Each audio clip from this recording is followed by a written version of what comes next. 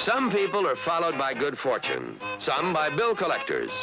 Continuing their further perils, Stan and Ollie are followed by a goat. Nearby, a pet shop owner discovers his prized goat has either strayed or been kidnapped. Meanwhile, Laurel and Hardy are adjusting to a new roommate.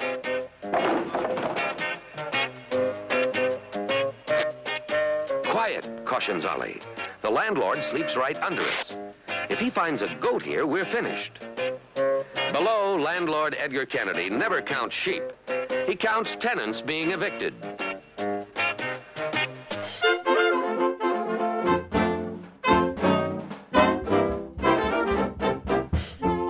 Hello, and a very warm welcome back to the Laurel and Hardy podcast.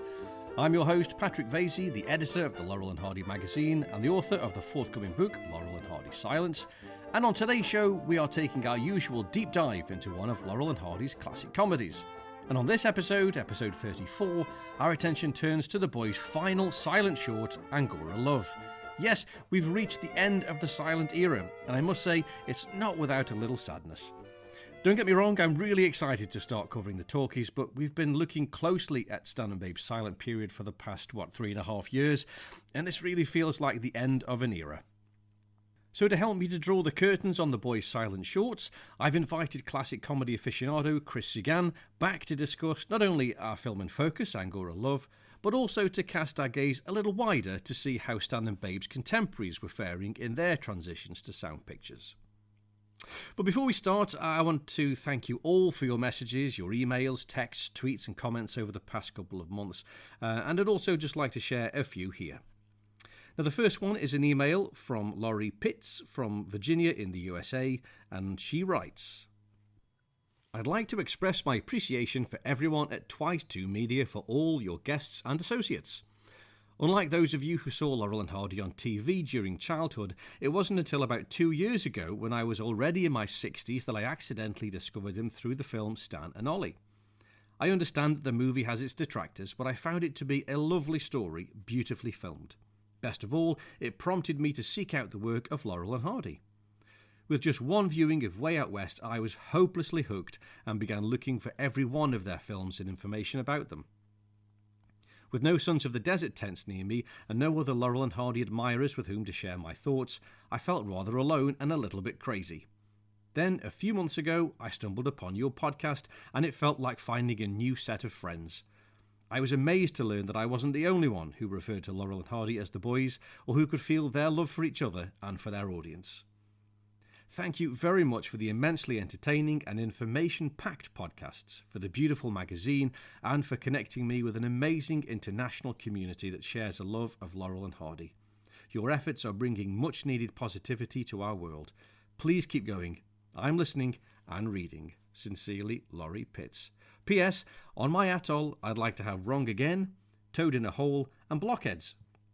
I'm still a beginner, so I probably need Laurel and Hardy, the magic behind the movies. Even so, I am looking forward to Laurel and Hardy Silence, as well as the other projected titles on the website. Best of luck with them. Laurie, thank you so much for that message. That really is quite a touching message, and it's just lovely to know that we are reaching out to you and you're finding some connection through this community. So thank you so much for taking time to get in touch, and I hope you carry on enjoying the films. You've got so much to get through and so many wonderful laughs to enjoy. The second message comes from Andrew Center, and he writes, Dear Patrick, I just wanted to say how much I'm enjoying the podcasts. The knowledge and enthusiasm of you and your guests makes for compulsive listening. I didn't start on the podcasts until only a couple of months ago, and since then I've been working my way backwards through the lot. I've got back as far as number 5 on Hal Roach with Craig Kalman, which I thought was the best one I've listened to. But I'll be running out soon, so keep up the good work. Best wishes, Andrew. Andrew, thanks so much for that. It's a great message. I don't think I've heard anybody who's listening in reverse order. So I'm glad to hear that the earlier episodes are still standing up and sounding good and enjoyable. So thank you so much. And finally, you may remember me mentioning on previous episodes one of our youngest listeners, 12-year-old Sammy. Well, Sammy recently turned 13, and I was thrilled to receive this voice message from him. I have had to cut it down a little bit, though, because it was a little bit too long to include the whole thing.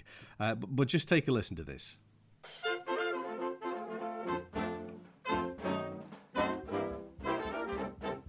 Hi, Patrick. I'm Sammy, the just turned 13-year-old who has been bombarding you with emails for several months now. And today I would like to share some ideas for future bonus podcast episodes.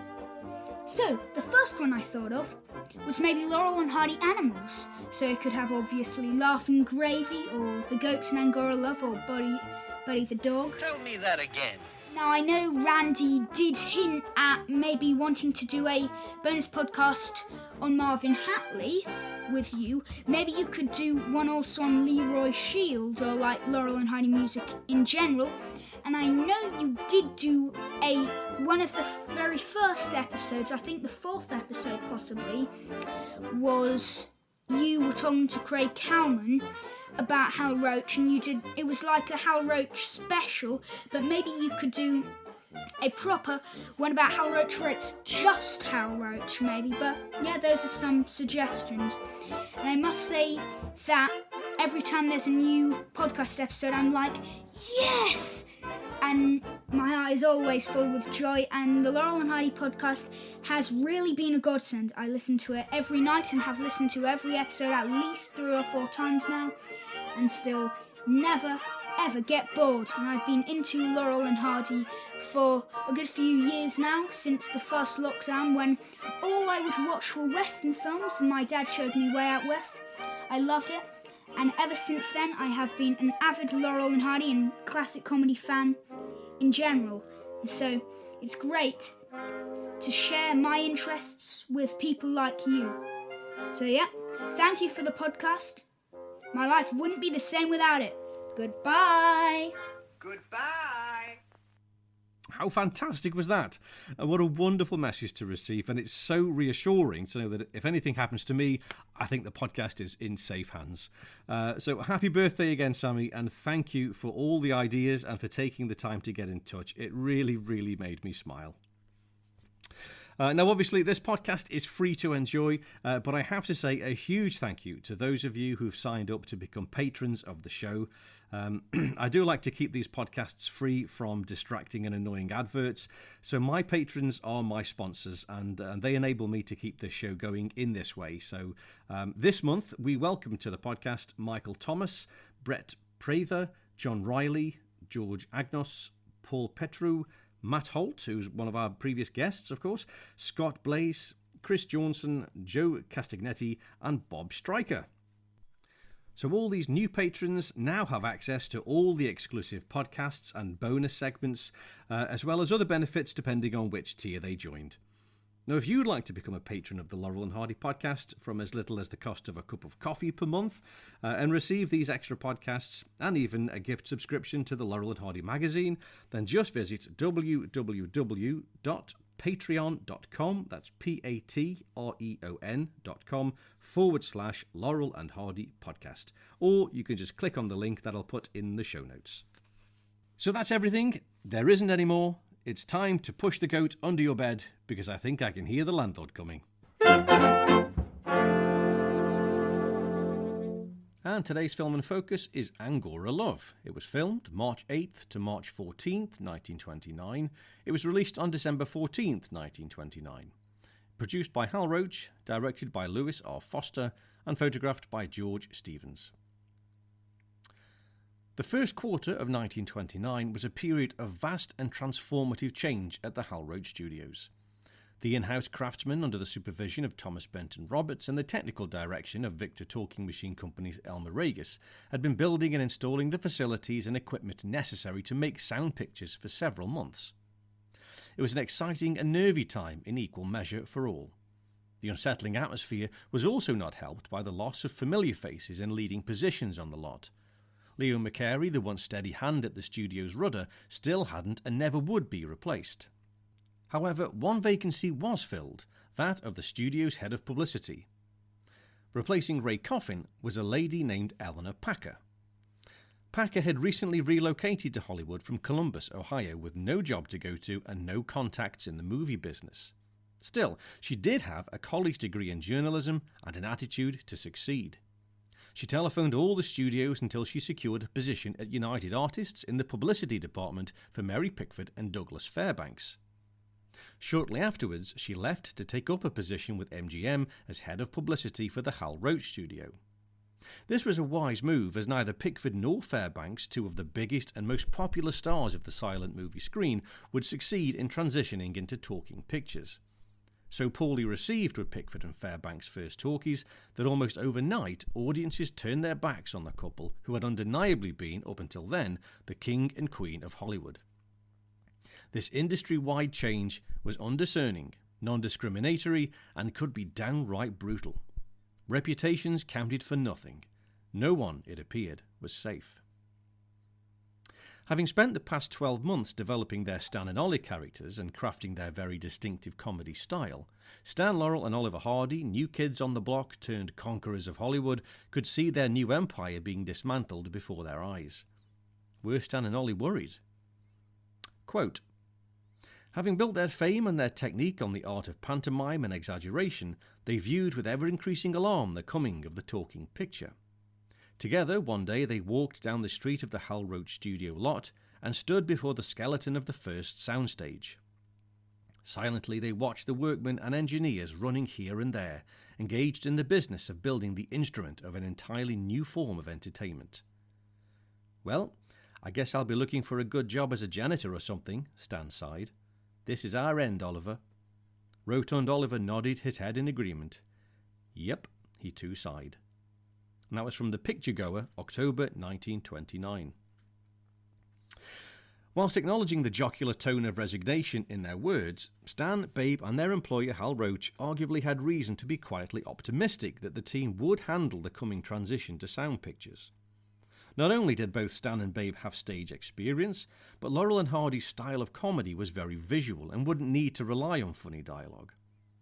In several interviews given to various trade papers leading up to the studio's conversion, Hal Roach made numerous statements about how sound would never replace pantomime in comedies.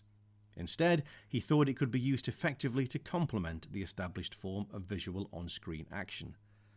They would soon find out whether Mr. Roach's predictions were accurate or not. For the time being, though, and for the last time, it was business as usual of the silent variety. The boys' final silent comedy, Angora Love, began filming on March 8, 1929, and took just 6 days to complete. The premise, although simple, was at least an original one for the boys. An escaped goat attaches itself to the pair and will not leave them alone. During an interview with John McCabe, Laurel and Hardy's official biographer, Stan described the film.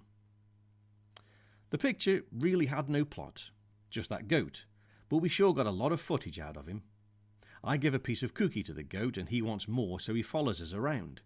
We try every conceivable way to get rid of him, but to no use. We hid, we walked backward, we disguised ourselves, nothing helped.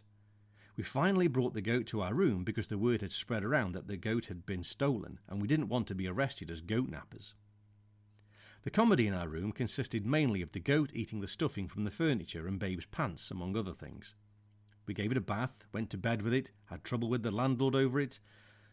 Later, when sound came, we did a version of the same idea, but substituted a chimpanzee for the goat. That was The Chimp, one of the liveliest comedies we've ever done." End quote. Contrary to Stan's recollection of the goat being male, the animal's character was actually a female named Penelope. This name would be given to another animal character, a black crow, in the boys' 1941 feature Great Guns. This short is the first of Stan and Babe's films to use an animal as a central plot device, but it would not be the last. As well as 1932's The Chimp, Angora Love is also the obvious inspiration for their popular two-reeler Laughing Gravy, a relatively blatant remake of their silent swan song, but replacing the goat with a dog. Angora Love is another one of the boys' shorts that is fairly overlooked today, but it's important to note that it is the source from which 2 of their more popular comedies sprang. Further, as well as the considerable material reused in the remakes, several notable gags were lifted and recycled for use in other later shorts. First, there's the scene in which the pair sit side by side on the edge of the bed, and Ollie mistakenly lifts Stan's leg across his own. He massages Stan's foot, thinking it's his, even feeling the relief of his actions until he spots his error. This gag was reused in their 1931 Foreign Legion parody, Bo Hunks. Another notable sequence lifted from Angora Love is where Ollie is trying to hang his clothes on the back of the closet door, only to find Stan keeps beating him to it, item by item. This was reused and extended for better effect, more famously in Be Big, also released in 1931. A number of the studio stills taken to promote the film add weight to Stan's memories of additional scenes being shot but that were not used, in which the boys attempt to outwit and outrun the goat. Interestingly, one of these stills, very likely a posed shot rather than a deleted scene, shows cameraman George Stevens working in a ticket booth whilst being flanked by Stan, Ollie and Penelope. Adding a little menace to the comedy is Stan and Ollie's landlord, played by Edgar Kennedy, returning for his second of 3 back-to-back shorts with the boys. In an early title card, Kennedy is described as a killer, emphasising the need for the goat to remain a secret. As luck would have it, however, the landlord's bedroom is located directly underneath that of our heroes.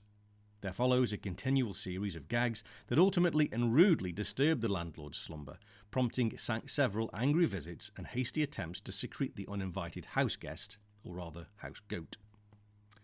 Penelope is finally secreted under the boys' bed until a strange, unpleasant odour forces them to bathe her. This sequence is used almost in its entirety in Laughing Gravy, with Stan moving the tin bath to one side just as Ollie pours water in, soaking the floor instead. The water drips through onto Kennedy's sleeping face in the room below. As the boys are bathing Penelope, there's a knock at the door. Assuming Kennedy is behind the door, the boys hide the goat in panic and Ollie pushes Stan's head under the water, pretending to wash his hair. However, the door opens and in walks fellow resident Charlie Hall, not the landlord. Charlie apologises for knocking at the wrong room and disappears. Eventually, Kennedy does enter the room and Stan is the first to see him. Even though the goat is visible, Stan grabs Ollie's head and forces it under the water in his naive, childlike mentality. This worked once before, surely it'll work again. As with many of the team's silent comedies, the finale returns to the tried, tested and arguably overutilised reciprocal destruction ending. Due to the vagueness of the scripted ending, it appears that the water fight finale was improvised on the set. Ollie attempts to throw the bathwater over Stan, but misses and soaks Kennedy. Kennedy grabs a bucket of water and aims at Ollie, but hits Stan. Charlie Hall appears and gets a soaking by mistake. He throws water over Kennedy, who attempts to return the favour, but blindly soaks a newly arrived cop, played by Harry Bernard. The drenched cop then spies the goat, which had since been reported stolen, assumes that Kennedy is the thief, and marches him and the goat away. Finally, left alone in their sopping wet room, the boys agree that they never want to see another goat again. And then they witness 3 baby goats emerge from underneath their bed. And with that, Laurel and Hardy's silent movie era fades to black. Whilst the majority of Angora Love was filmed within the controlled environment of a roach set and on the studio's backlot, the film does contain some action shot on location in Culver City. In the scene where Stan and Ollie first encounter Penelope, the boys attempt to flee from the goat in front of the row of shops located at 3808 and 3812 Main Street. Today, although Main Street and the row of shops still exist, the shop frontages all appear to have been redeveloped. Once completed, Angora Love suffered the same fate as the picture before it, Bacon Grabbers. It was held back from release for about 8 months. By the time audiences could finally see Penelope's adventure with the boys, Talking Pictures had already conquered Hollywood. Before the arrival of the talkies, the lifespan of Hal Roach's comedy shorts was around 3 years, the prints making their way from one theatre to another across the country. However, such was the speed and scale of the demand for all talking pictures that the programming of silent shorts was quickly abandoned. Despite its waning appeal and short release life, Angora Love did not disappoint audiences and theatre operators who exhibited it. Quote, "A knockout again! When the boys gave the goat a bath, it brought down the house." That was from Central Theatre, Selkirk, Manitoba, in Exhibitors Herald World. "One of those crazy things that makes everyone laugh. That goat must surely have belonged to the Navy. He does hate water. That was the San Juan Theatre, Friday Harbour, Washington. First one of these we have had for 6 months or more, and how they did clap when the title appeared on the screen.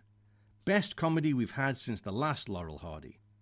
Practically as good as their previous only silent comedies, and there are but a couple of places where one notices the absence of sound.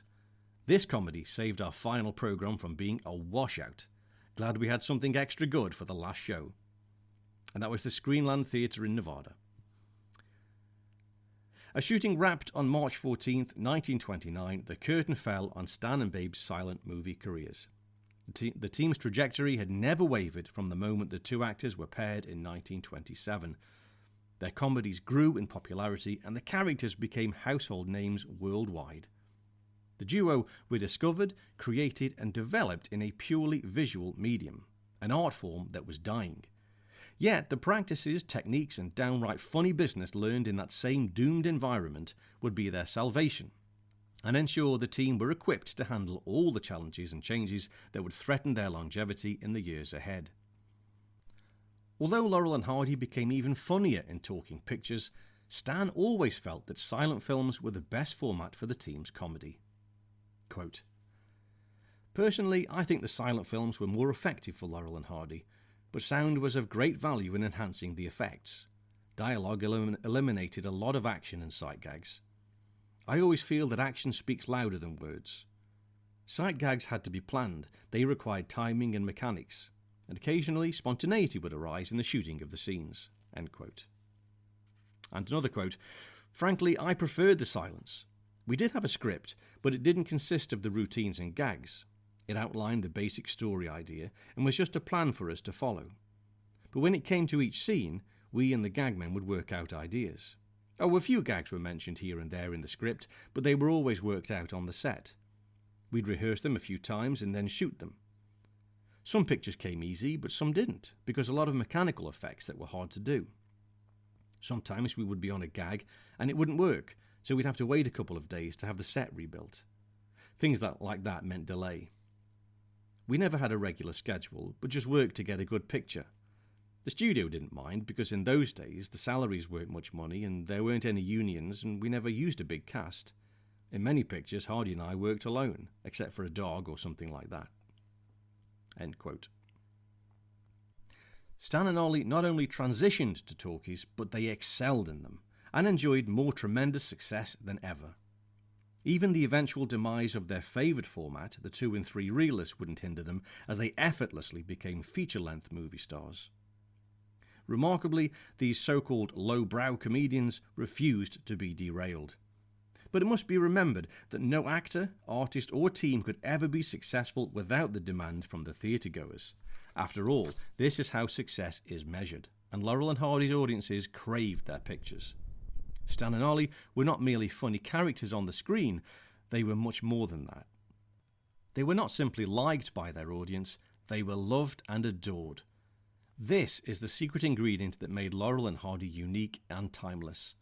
This is how they endured all the industry-wide changes that killed off so many of their contemporaries. The boys became the viewers' best friends. That is why they were so successful, and this is why they continue to be so almost a century after their films were made. Once discovered, Laurel and Hardy are never forgotten.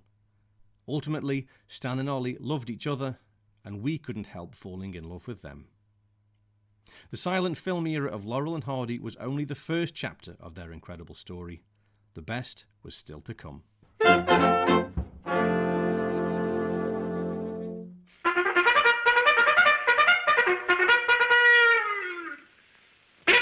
With us today to round off Stan and Babe's silent era is returning guest and classic comedy aficionado from his home in Toronto, Canada. It's Chris Seguin. So I'm happy and excited to say welcome back to the Laurel and Hardy podcast, Chris.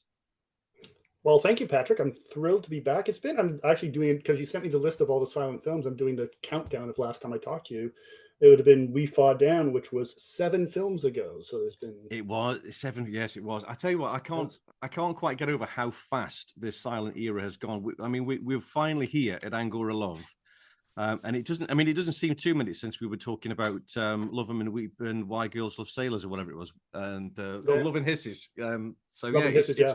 it's flown by, absolutely flown by. The talkies seemed like year. Well, it's been 3 years actually on the podcast, so it was years in the distance. But yeah, it's gone very, very fast. So lovely to have you back, Chris. I always look forward to chatting with you because I inevitably will learn something new about an area of classic comedy, usually not to do with Laurel and Hardy, which is great for me because I can go off and look at something else. So I've been looking at Larry Seaman. I'm going to pronounce it correctly, Larry Seaman, and also I don't know if that's correct. I'm going with Seaman now. Well, no, Stan pronounced it as Seaman in interviews. So, and he must have known because God, he worked with the guy. So, I think Babe did too in the ship's reporter interview. Yes, I think it might be all right. Yeah. So I think that's pretty good authority. I think we'll take that as read. But yeah, Larry Seaman, Harry Langdon, and lots more besides. So I'm indebted to you for all of that. So my ears are pricked up and ready to absorb more from you today, Chris. So fingers crossed. Today's conversation, we're going to talk about Angora Love. It's obviously it's the silent era swan song.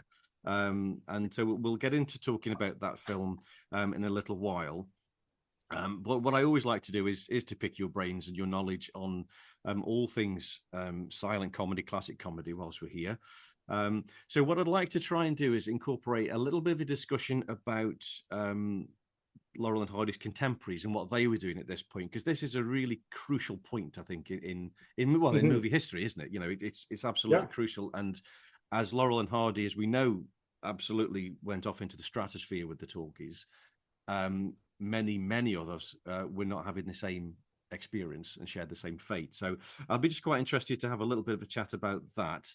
I think that might be just quite a nice little rounding off of that whole period, if that's okay. That sounds swell to me. I think it's good too. Yes, sir.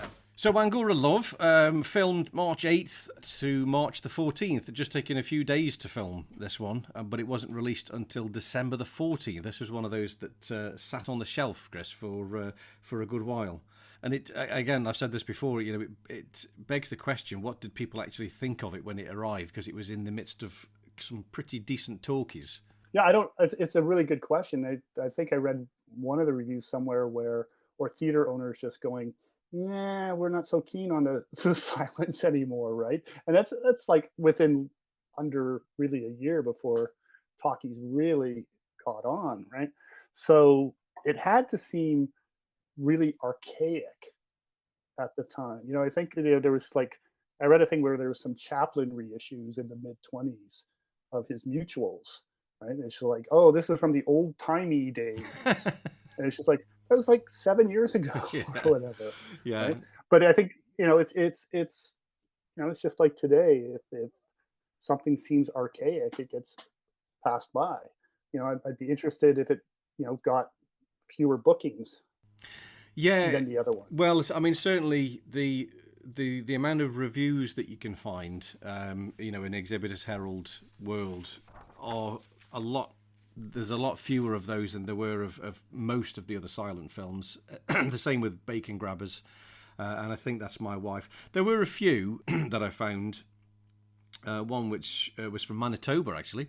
A knockout again. When the boys gave the goat a bath, it brought down the house. One of those crazy things that makes everyone laugh. That goat must surely have belonged to the Navy. He does hate water. That was from the San Juan Theatre in Washington. And first one of these we've had for 6 months or more, and how they did clap when the title appeared on the screen. Best comedy we've had since the last Laurel Hardy. Practically as good as their previous only silent comedies, and there are but a couple of places where one notices the absence of sound. This comedy saved our final programme from being a washout. Glad we had something extra good for the last show. That was from Nevada, Screenland Theatre. Oh, that's interesting. I wonder if it was part of a talkie program, because it did have the sound on disc, right? So it's like it could have been a talkie feature, possibly, yeah, among that, yeah, possibly too. so. Because when you were talking about Selkirk, Manitoba, it's a pretty small town, and I'm wondering if it was also theaters that weren't equipped. Well, that's the other thing, isn't it? Yeah, there were probably still quite a few at this point because it's still early days, really, for the talkies. This is what was that from November 2nd, but so yeah, there must have been quite a number of provincial theatres that didn't have the setup. Well, and they were still doing they're still doing the silent versions of the talkies. I'm accustomed as we are. Birthmarks were all done as silent versions as well. Of course, yes, of course. Yeah, I was going to say there was one for Bacon Grabbers as well, which I remember saying they loved the picture, but unfortunately it was another one of those with it's another silent film with an organ score, which isn't very good now compared to the talkies. They were they weren't keen on this organ music anymore. Well, I heard the great debate about organ scores earlier. In one of your in the group, that's right, yeah. That so I'm not going to enter into that conversation. Although I will go and I will say, I prefer the non-organ scores. Yes, yeah. It's a very subjective. It's very subjective. There's no right or wrong on that one. I certainly prefer the orchestral scores, these synchronized scores, because they are very tailored.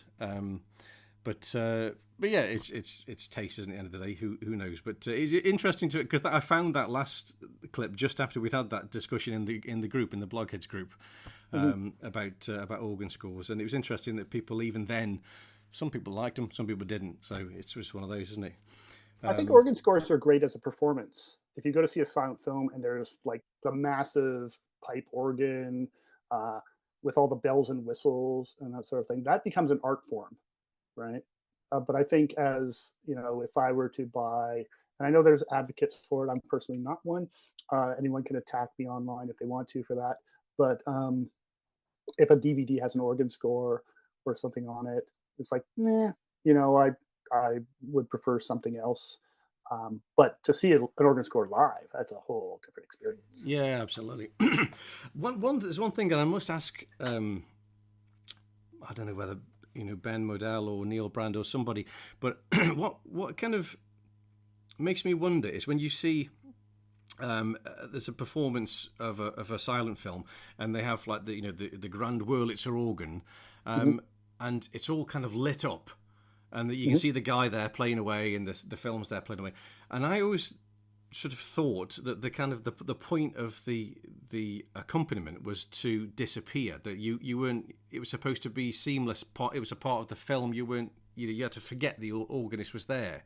But when you've got this Wurlitzer guy all neoned up and shining bright in the corner, you can't forget that he's there playing the thing. So I'm just a bit unsure how or what the thinking is behind that, whether that's kind of the point that the Wurlitzer is that important a part that you need to know that it's there and see it whilst you're watching the film, or I don't know. I don't get that part.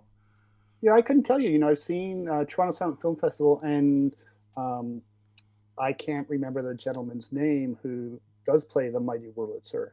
And he does. It's a very tricky performance because he's pulling at all the valves and, and all these things, and he's got the flute going.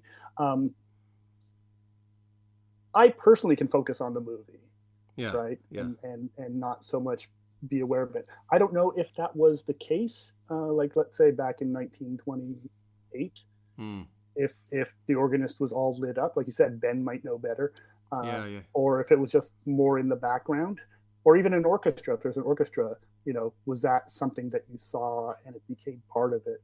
But after a while, like for me, my brain shifts over to just the movie. Yeah, watch the film. You're probably right. Yeah, you're probably right.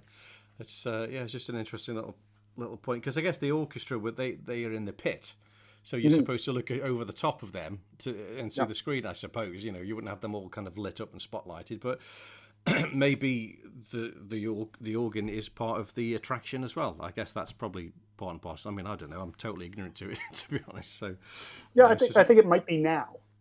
It's like when they do right now, symphonies will accompany silent films, right? Like I've seen Chaplin, I've seen Casablanca and Jaws where they strip the soundtrack off. I've seen Bugs Bunny where they do that. They strip the soundtrack off and they have the orchestra playing. And the orchestra is very present, right? But I'll always just end up looking at the film itself. Yeah, it's funny if I've seen that. There's a few. I know they're showing Superman, the 1977 Christopher Reeve with an orchestral score, and the London Symphony Orchestra are playing that. And I thought to myself, you'd probably find it really great, and you'd be sort of very present with the orchestra. But then, as you start to watch the film, that would just become a soundtrack. And you'd probably forget it's there, So I guess it's probably the same. Yeah, probably the same. Well, it's funny because my wife is like that. It's like we went and saw, like I said, Casablanca and Jaws. She went, I'm not going to do that again because it just is a nice version of the actual soundtrack, right? Yeah, because it's so precise. It has to be. Yeah, it does. Right? Yeah, exactly. Yeah, of course it does. Whereas with silent film, it can be. Now, that's to me one of the beauties of silent film is you can change the score and it becomes a completely different film. Yes. Right? Yeah. I don't know if we talked about this before, because when we talked last time, We Fall Down was one of the first silence with a score. Yeah. So Laurel and Hardy music to me, if you see like on a DVD, it's kind of like how they on the UK set they took all the Bohunks music and they scored all the silence with the Bohunks music. Yeah. So Laurel and Hardy music, when somebody's playing it, tends to be that kind of mood. It's like did. And several years ago, a DVD was put out, and they had the Alloy Orchestra. I don't know if you know them. Do Big Business. Check it out, because Alloy Orchestra is like guys hitting metal tubes. It's very percussive. Oh, okay. And that sort of thing, right? And it's the last thing you would think with Laurel and Hardy, but it changes the mood of it so much. Like you can love it or hate it, but it's almost like it reminded me of the Danny Elfman score from Pee-wee's Big Adventure. So all of a sudden, it has this energy that's amped up that you don't associate with Laurel and Hardy, but it really works. And that's the thing that I love about silent film, is that if you compare it to the talkies, that the music can change everything. Even on I see on your back shelf the year one disc. And some of them have the French score from the 30s, right? And you can watch Sailors Beware this way, or you can watch it this way, and it becomes two different films. Yeah, it's funny, isn't it? That I mean, I know we've spoken before about the Jordan Tooting, sorry, and Tooting, Jordan Tooting. Now you've got me saying tooting. But having those different soundtracks, it makes the film or it breaks the film. You miss the gags if you don't have it scored correctly, and it is a huge part of it. So this is the Alloy Orchestra, did you say? Yeah. The Alloy Orchestra, Big Business. I'm going to have to check that out. That sounds fascinating. Very lovely. So with this particular silent film in hand, Angora Love, it's the last silent film in the boy's career, as we've said, and I think it gets a little bit of a bum rap. I think it gets overlooked quite a lot. And okay, it's not one of their best. It's not one of their worst. It's a nice little middle ground comedy. But I think it should get some respect, because it's obviously the source from which at least three of the boys' more famous films, more popular films, were inspired. So we've got the obvious example is Laughing Gravy, with pretty much everything from Angora Love included. Just swap the animal for a dog. Which do you have a preference, Chris? Angora Love or Laughing Gravy? What would you have? Oh, well, Laughing Gravy is one of my absolute favorite. Oh, is it really? Oh, okay. Yeah. Okay. And we can maybe touch on that later. But Laughing Gravy has, you can love Angora Love, but Laughing Gravy is just next level. It's just an ethereal film. And we can talk about that now, or we can talk about it later. Maybe we should talk about Angora Love first before we talk about why Laughing Gravy is superior in my view.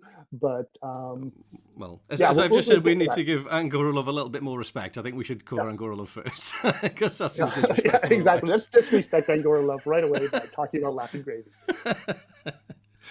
No. So I mean, the things with Angora Love. So we've got so there's the Laughing Gravy obvious comparison, but also we've got rather big chunks gags that were taken from were used in Be Big, where they're hanging the clothes on the back of the door, and Bohunks with the foot massage scene. Which is a great scene, and again very, very visual. I mean, this is the same with all of the boys' comedy, isn't it? It's so visual. and it just works across both mediums. And also the chimp. I mean, Stan said they remade Angora Love as the chimp. I mean, I think he was getting slightly mixed up. There are some similarities, but it's laughing gravy if anything. No, I think it should be sort of recognised that it wasn't one of the best films, but it was inspiration for a lot of the good stuff that was to come. I was going to say it's also inspiration when I was watching it again for Their First Mistake. You know, it's a boarding house. You know, they don't have a goat; they have a baby.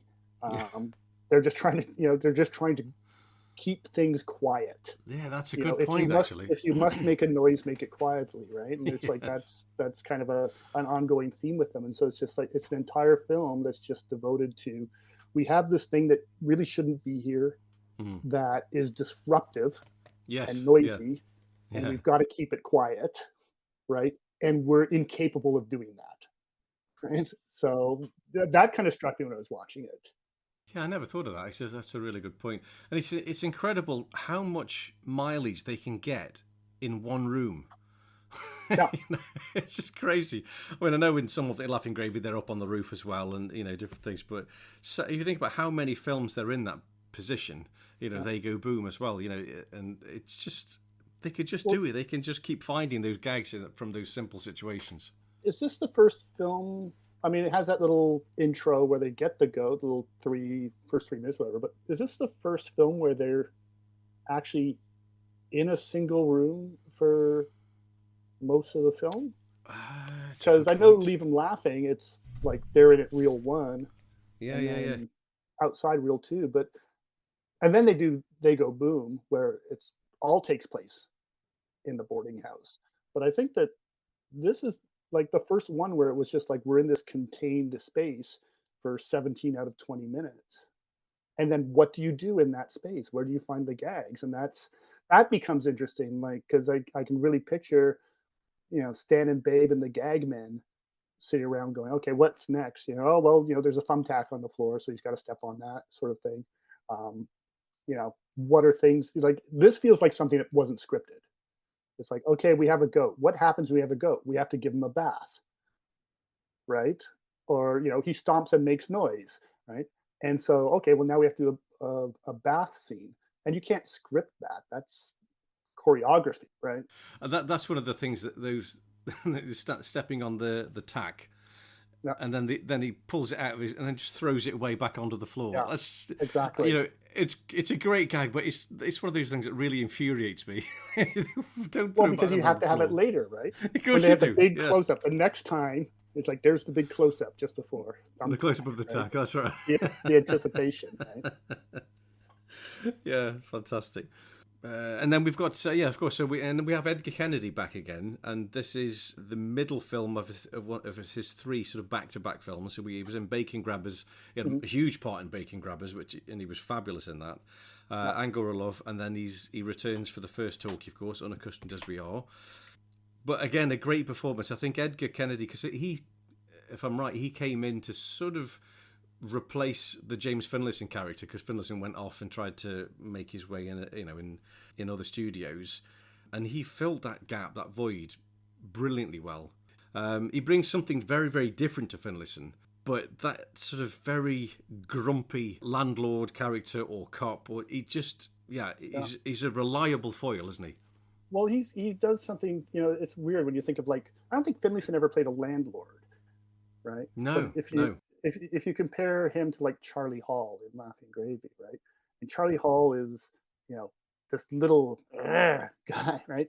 And Kennedy built his whole career on, the seething, the slow burn, right? Like 20 years he played that character, right?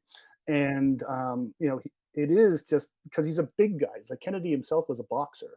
He was a fighter, right? So he's like a guy who could punch both these guys and knock them on. So could Charlie Hall, right? Yeah. I think, right? But instead he just sees, and I think that's part of the Roach. It's the Roach style, right? Where you're not going to react. And then I wonder if that Roach style also informed him over his years that he was there, that he was able to go to RKO and do his 15-year series there, playing the average man, right? With that, and bring that Hal Roach philosophy to to those things.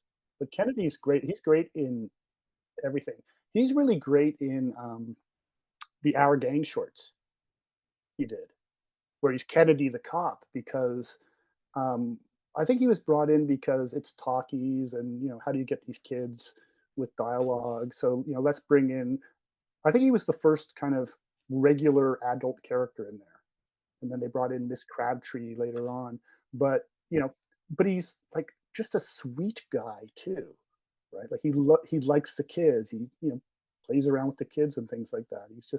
He's a really delightful performer in anything you see him in.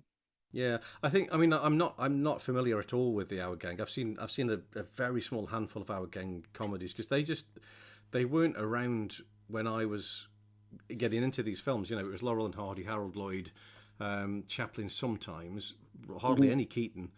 But I just totally missed Our Gang. So his character in those films, is he the Kennedy the cop character? Is that similar to the one from Night Owls, where he's a bit of a goofball cop? It's the same kind of, right? Yeah, okay. You could imagine like the Our Gang kids playing down the street, except it's after midnight, right? But they were rascals. They were always getting out, right? But that's exactly the same character, where he's kind of easily flummoxed and things like that. You really should do yourself a favor. We're talking about the silence, like a lot of people not paying attention to them. The wonderful thing about the Hal Roach stuff is that it's so of a single thing. Now, when I was growing up, you could see Laurel and Hardy and Little Rascals at the same time, and you'd go, "Oh, that's the same music in them," right? So you knew it was kind of the same world. But the Hal Roach early talkies are so superior to everything else.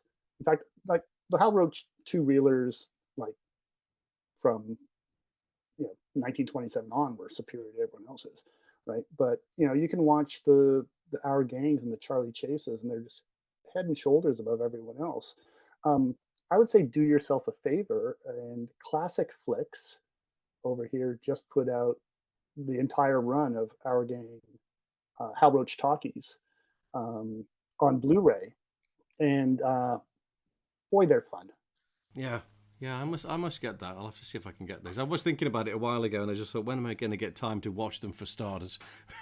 But no, I must do that. I must do that. Yeah. Christmas is coming.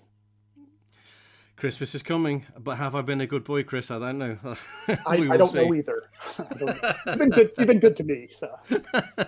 Well, it's early yet.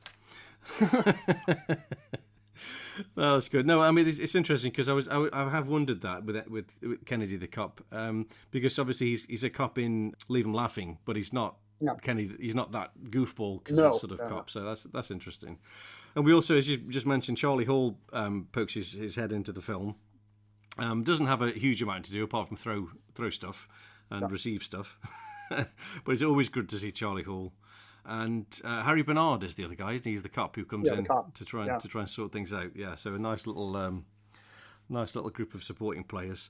And Penelope the Goat, of course, we can't forget the title actress, whose name is used again. They use Penelope, don't they, as the Raven in one of the Fox films, the Great Guns, I think it is. They do. You're right, but it's funny because in Saps at Sea, the goat is called Narcissus. Oh yes, rather for There's some trivia for you. Top of the head, I love that. Look at that. Maybe Narcissus was one of the three. Okay, spoiler alert. Maybe Narcissus was one of the three little goatlings that come out at the end of the film. Oh, that's a good little twist. I love that. Yeah. 11 years later, or 10 years later, I don't know how long do goats live. She butts Ollie into the water in Saps at Sea. That's right. Oh, fantastic. And I just wanted to mention also the music tracks. I mean, I'm not an expert on the music tracks by any stretch, but this, of course, it's the last silent film. It's also the last film that has the synchronized music and sound effects track. I'm referring to Randy's wonderful book, of course, The Magic Behind the Movies. And again, it's a Victor recording from Camden Trinity Baptist Church. We've come used to Randy telling us, and Norbert Ludwig again on the pipe organ. But the music cues, I mean, we start with Hey Ho Everybody, Hey Ho.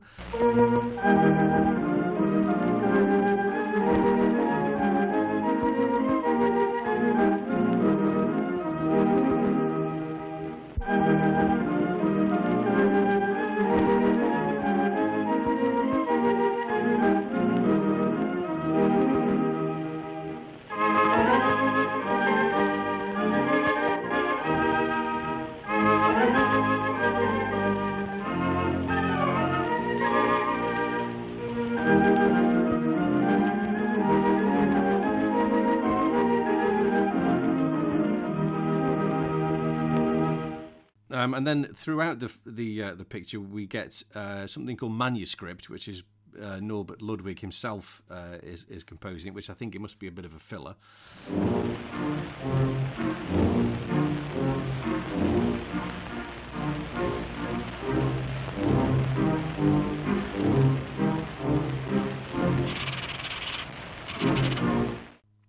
And then we get tracks like There Was Nothing Else to Do, which is actually the moment when the boys bring the goat back to the boarding house.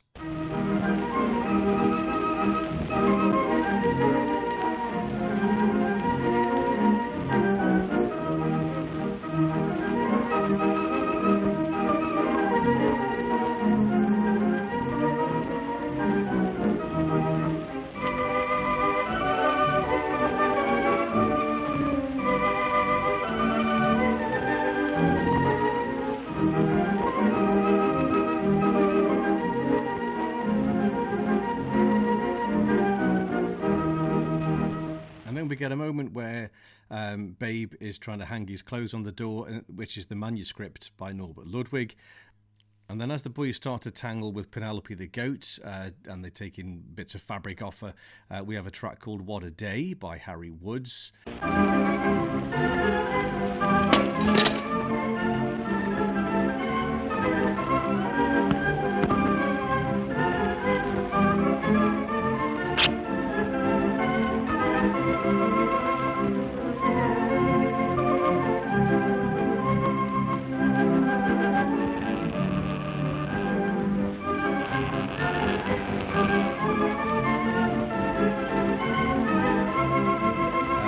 Boys sit down and Babe starts to massage Stan's foot, we quickly move to a track called We Love It.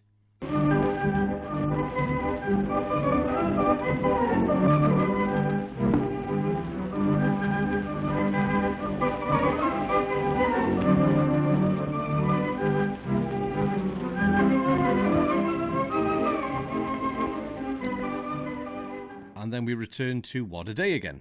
And then we also get something called the Monte Carlo song, which appears a number of times throughout. Again, it must have been a little bit of a filler.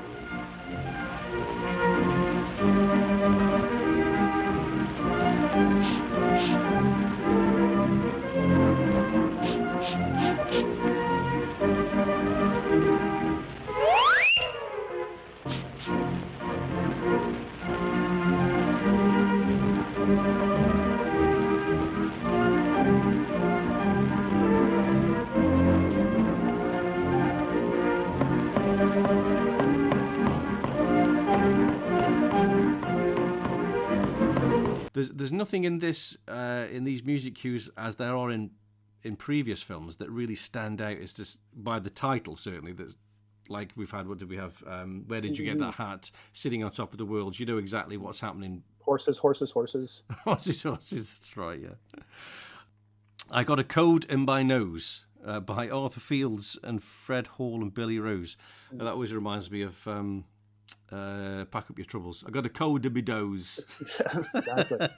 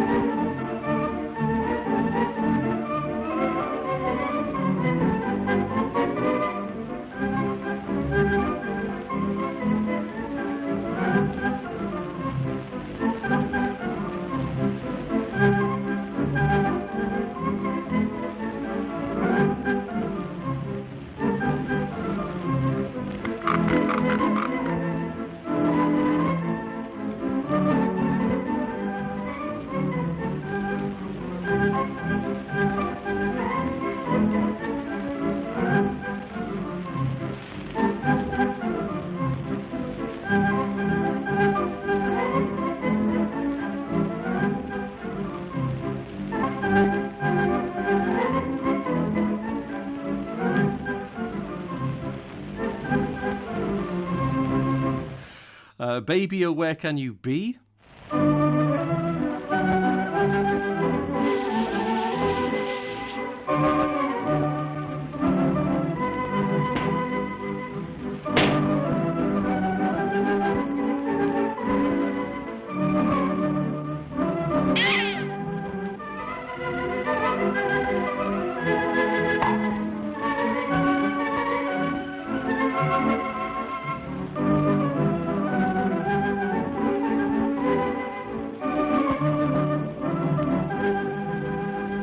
I'm Still Caring.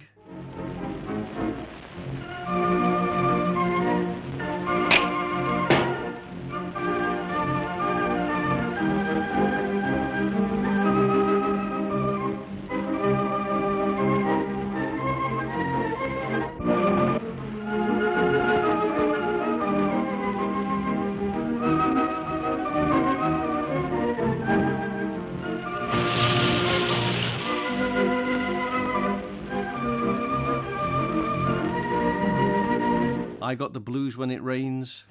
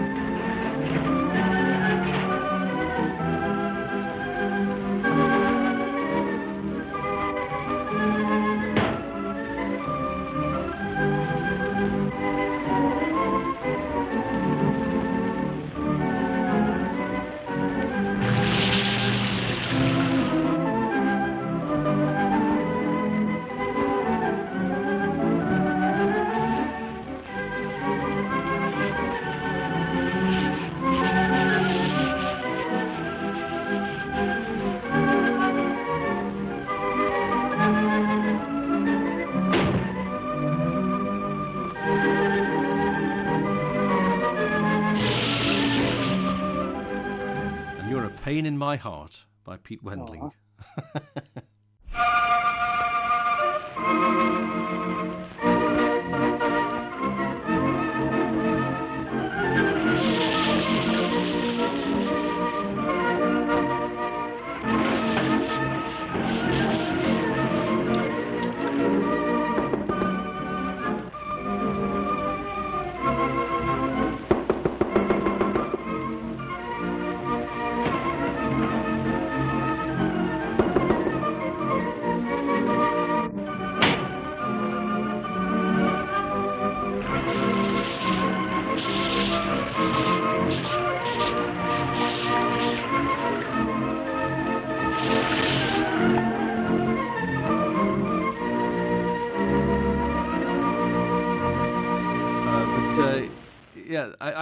I get a lot of enjoyment now out of these the synchronized scores, and I just think it's really important to sort of shine a torch, shine a spotlight, I should say, on these tracks, because they just go unnoticed otherwise, as you know, filling dead space, I suppose, filling the music. Exactly. Well, it's funny, when I was watching it, you know, unlike the orchestral scores, there was nothing that leapt out at me and went, "Oh, okay, it's that song," right? Yeah. I'm not Randy in Yes. terms of my really huge in-depth knowledge of music from that era. You know, I know a few things, right? But there's nothing even among these titles that make me go, "Oh yeah, You're a Pain in My Heart." You know? That's right. I don't quite get it. So there was nothing that kind of did a thing for me where it elevated to humor. Yes. Yeah. Right. Like it would do like, yeah. You know, like you've talked about before, where if the song underscores the situation. Yeah. Right. I wasn't quite getting that vibe with this. Yes. It's really hard to sort of get a hand on it, because obviously this is such a different generation now, and those, those tunes. I mean, Randy always says that those tunes would have been known by those audiences. They were popular tunes, and they would have fed into that. And it's just hard. It's hard to get that handle on it from our perspective, I think. It would be lovely to be able to be back then and I don't know, have that knowledge and see them in situ and just have that experience, because it's something I will never, unless I suddenly have a degree in old time music and just know them from a few bars, because sometimes they hang are out just with Randy for a week. Oh yes, yeah. Well, I'm already starting to build up a jazz collection of vinyl now. I keep picking them up. I've got all kinds of strange. How big is your garage? I'm having it built at the moment. It's it's not big enough. So just in terms of the actual film itself, what are your thoughts on Angora Love, Chris? Where does it sit with you? It's middle tier, Yeah. right? I would go. It's not one that I go, oh boy, I really want to watch Angora Love Yeah. right now, right? There's a lot of good stuff in it. It's interesting, this idea that some of the material ended up in other films, and I find it's always done better in the other film. Yeah. Usually. For example, if you were to take the foot rubbing scene where like, oh boy, are my feet tired, and to sync up the Bo Hunks version with Angora Love, it'd probably be very, very much the same. Yeah. But it doesn't have, Ollie going, it doesn't have the wonderful voice. And that's kind of a key to how much sound elevated them. I'm so tired, my feet are killing me. Oh. That feels so good.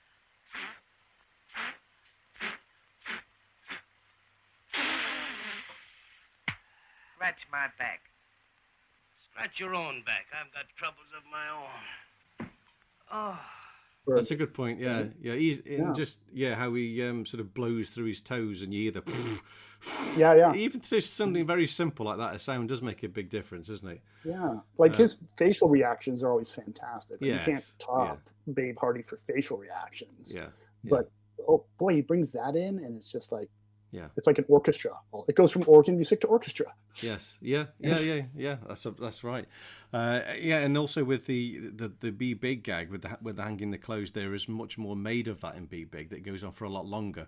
But I guess you would expect that. It's been inspired by a small gag, and then you can develop it later. They did that all the time. Yeah, like anything they did the first time, they did better the second time. Yeah.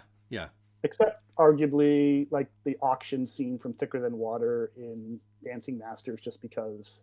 Well, yes. Yeah. Anything they did within their Roach films, yes. The first time, did you get a second time in a Roach film? It's always better. Yes. Right? Yeah. I don't think. Yeah.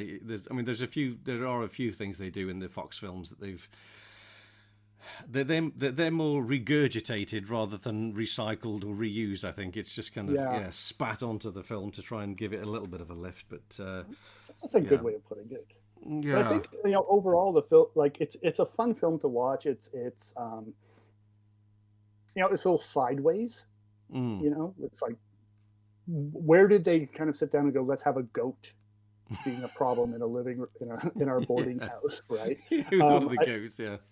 I think they're doing things that nobody else was doing at the time, where they could do just this contained comedy because it's just the two of them. Yeah. Right?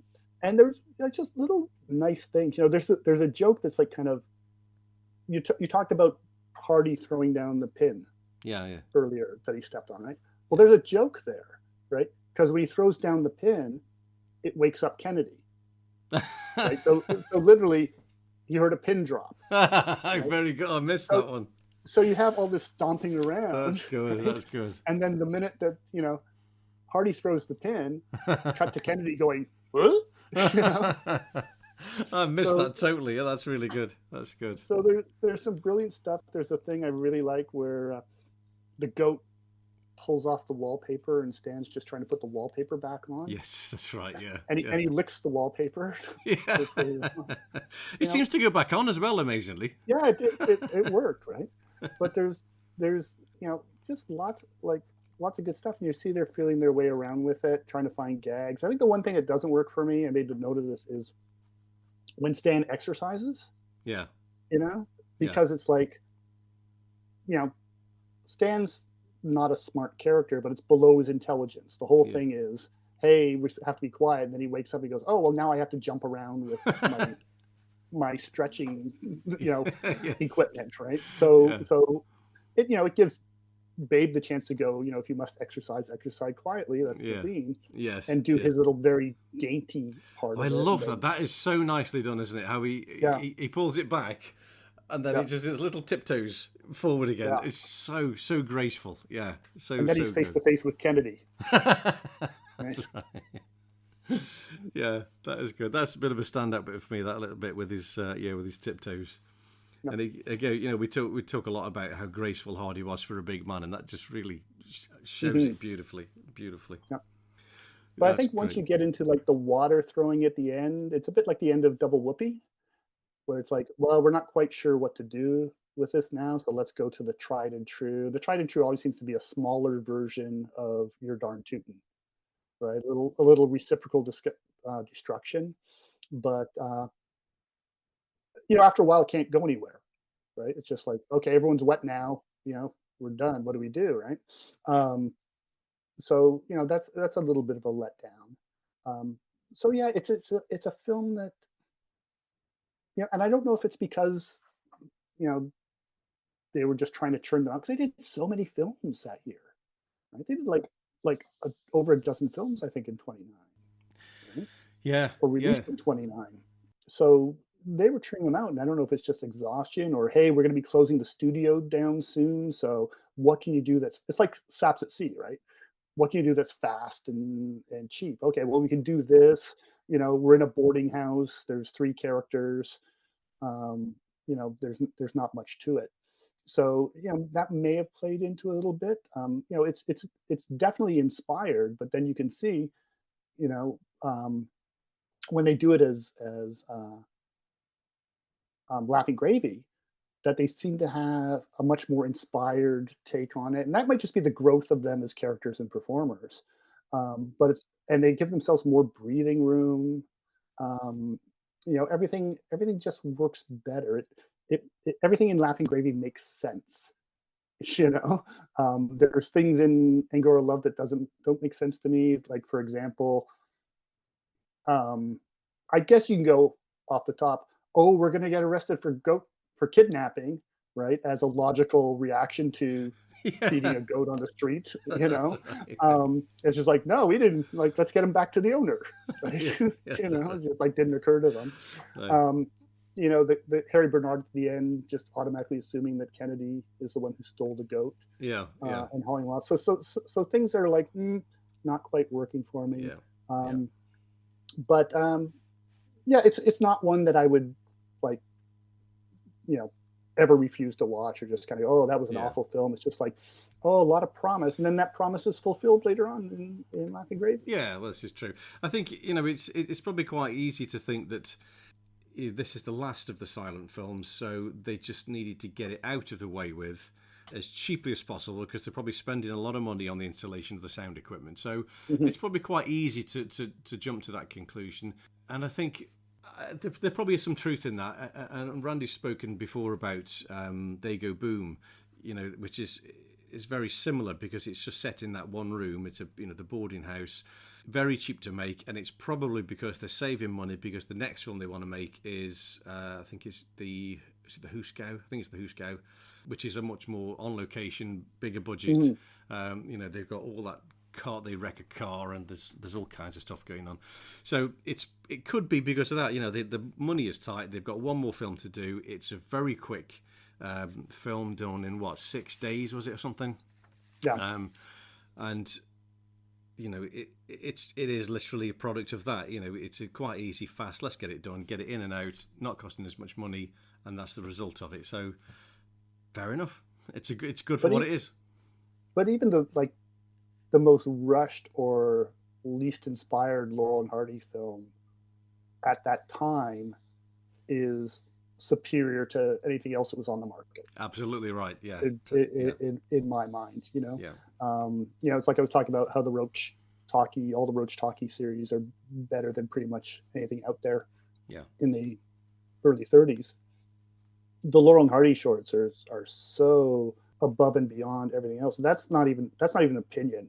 Yeah. To me, that's fact. Fact. Yeah. That's right. Right? It's the fact is that the Laurel and Hardy films, and I haven't seen many of the Roach All Stars from that period, right? Except for the Anita Garvin, Marion Byron ones, which are fantastic, right? And the Max Davidson. So if you take the Max Davidsons, the Laurel and Hardys, the Charlie Chaplin, the Hour Gangs from that late MGM period, there's simply nothing that can compare in terms of quality to those things. Yeah. And they carried it all those series, except for the All Stars and Max Davidson, because he was already demoted before talkies, prospered into sound as well. Right? Yeah. Like Charlie Chase he could sing, he could do anything, he could deliver comic dialogue, and it's because it was also personality driven. Yeah, no, that's absolutely right. So, which brings us quite neatly on, Chris, to looking at other artists, other acts, other silent comedians that were facing the exact same issues of approaching the talkies. Mm-hmm. And I mean, we know for a fact that Laurel and Hardy, they didn't just transfer well; they excelled in the talkies. They grew, they got stronger, they got they attracted more and more audiences to them. Because sound added so much to their comedy, which we've spoken about, and we will speak a lot about in the coming episodes. But how was it for other comedians of that time? I'm thinking particularly Buster Keaton, Lloyd. I mean, Chaplin obviously he went kicking and screaming into the talkies, and it took him another 10 years or something before he released his first one. And kudos to him for doing that too. Yeah. Because City Lights and Modern Times are genius films because he saw it as the art form. But it's such an interesting period because when you're talking about, let's say, the big four at the time, which would be Chaplin, Keaton, Lloyd, and Harry Langdon, they weren't really Laurel and Hardy's contemporaries. They were very well established. Langdon less so. Chaplin had been around since 1914, so he's already 15 years into being Charlie Chaplin, right? Laurel and Hardy were a year. Keaton had been around since 1917, Lloyd the same way. So they had like massive followings, but they're all in really interesting positions at that point because, again, Chaplin's refusal to go into talkies, and also his personal life was really affecting him at that point too. Like the circus was apparently, a lot of people loved the circus. I love the circus too, but I wouldn't classify it as like up there with the Gold Rush and City Lights. But he was going through a lot of personal problems with divorce and all manner of personal struggles. Yeah. Keaton, again, the same thing. He had just been sold to MGM. Yeah. So just as talkies are common, his creative direction is taken away from him, all his creativity. Yeah. So he managed to get out the cameraman, right? After doing Steamboat Bill Jr., which is fantastic. But it was weird because it was happening. He was getting kind of yanked back a bit anyway, because after he did The General, and apparently The General didn't live up to expectations profit-wise, they yanked him back a little bit, and he turned out College, which is a great film, but a much lesser film, right? Yeah. Where, he's doing, a Harold Lloyd kind of thing. Yeah. And already he's kind of getting things pulled away from him. So he does The Cameraman. He does a stellar job with that. But then his next film after that, Spite Marriage, is, Spite Marriage is great, but it's not quite there. He's starting to play a bit of a dope. And then, so after Spite Marriage, then, okay, Keaton, you're into the talkies, and he's put into Free and Easy, which is just a disastrous film. Right, I've not seen every Free and level. Easy. Yeah. Oh, well, don't. Although I can top that, right? But they turn him into like a dope. He gets dopey dialogue. They turn him into a sad clown at the end, and he's just stripped away. And it is interesting because one of the things that made Laurel and Hardy work going into the talkies is they knew how to use sound in terms of dialogue. Yeah. Right. Not only in terms of like sound effects, like the gong on the head in Perfect Day, or Stan falling down the stairs at the end of Unaccustomedly Are, but the dialogue was not jokey. Yes. There's a bit of that in the first scene in Unaccustomed as We Are, where it's like, oh, hello, Mrs. Kennedy. Oh, hello, Mr. Hardy. That was Mrs. Kennedy. But you don't get a lot of jokey humor. It was all very natural, and that's why in the talkies they could do a film like Birthmarks, right?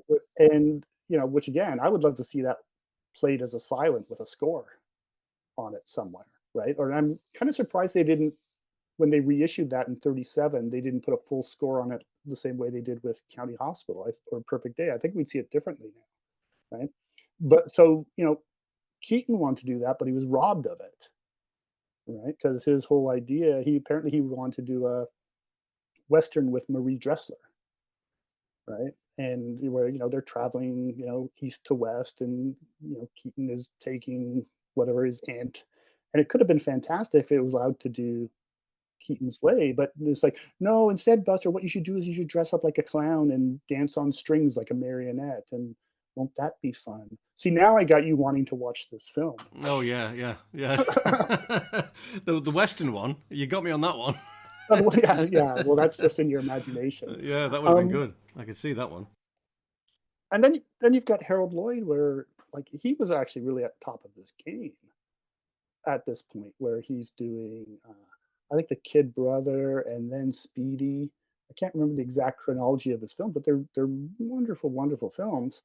And he, because Harold Lloyd, ate life with a big spoon. It's like, I'll take this on the talkies. He had Welcome Danger, as far as I know, pretty much, if not entirely shot, and then he went back and reshot it as a talkie.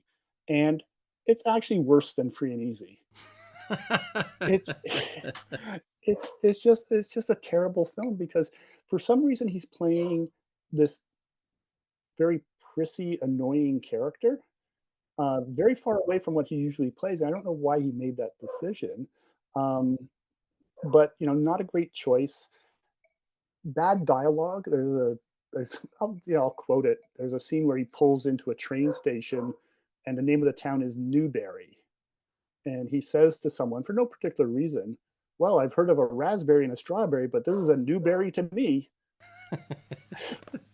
and That's good stuff. It's just, I think that's the biggest laugh that line ever got right now from you. So also he's getting older. He's like 40 at this point, right? Yeah. And you can't play the 25-year-old at a certain point. The fresh-faced kid, yeah.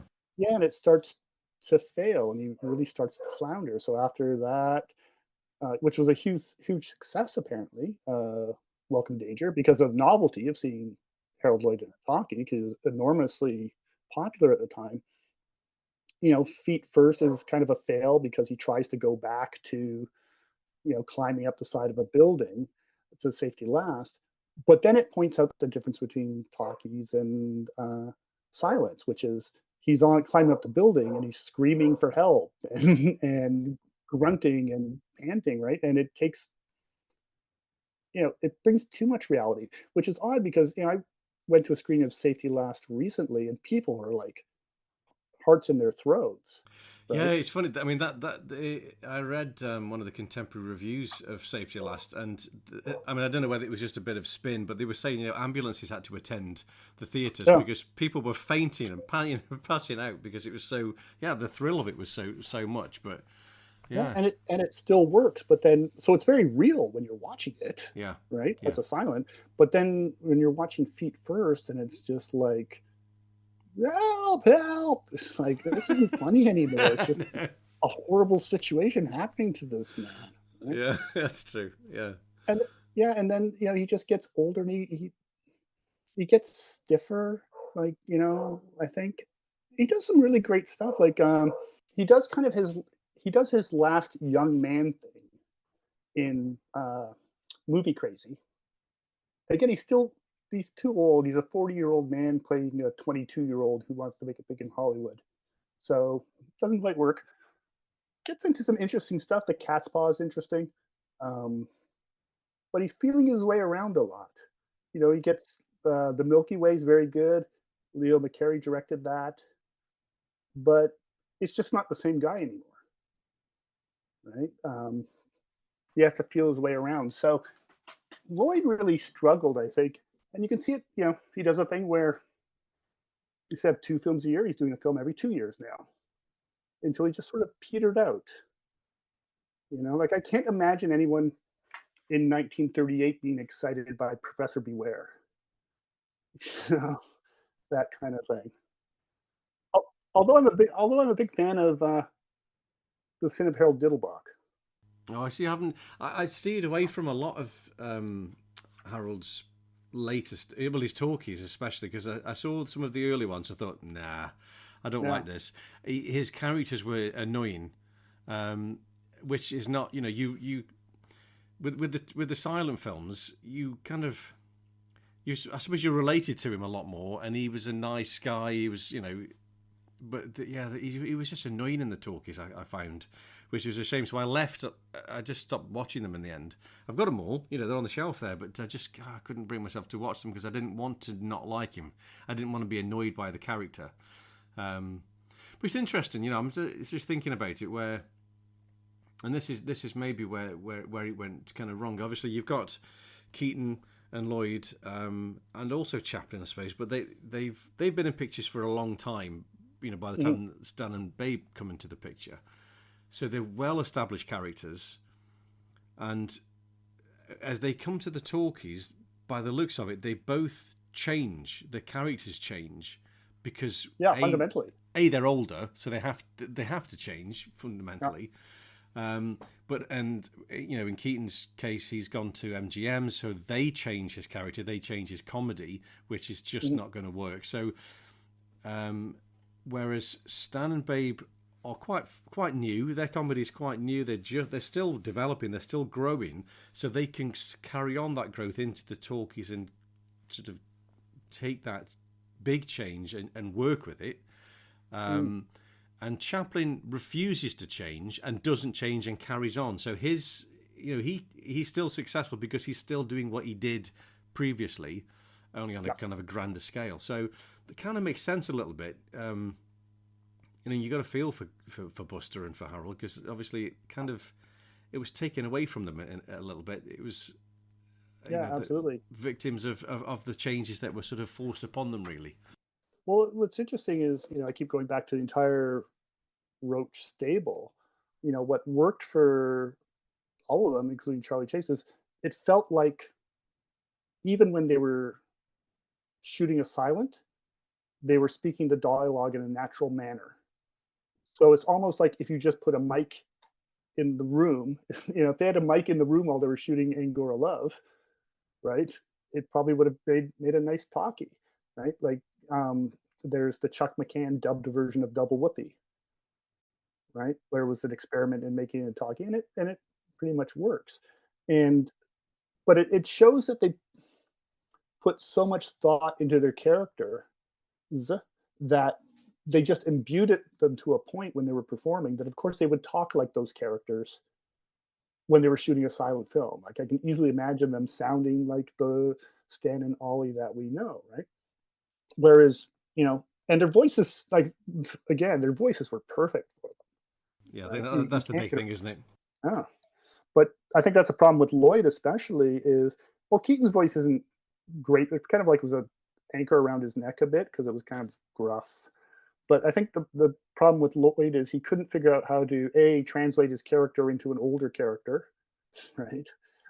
And there's a difference between being charming and being annoying, right? And I think that's you might think that a flippant little comment that's a new berry to me is supposed to be charming, but it's just annoying, right?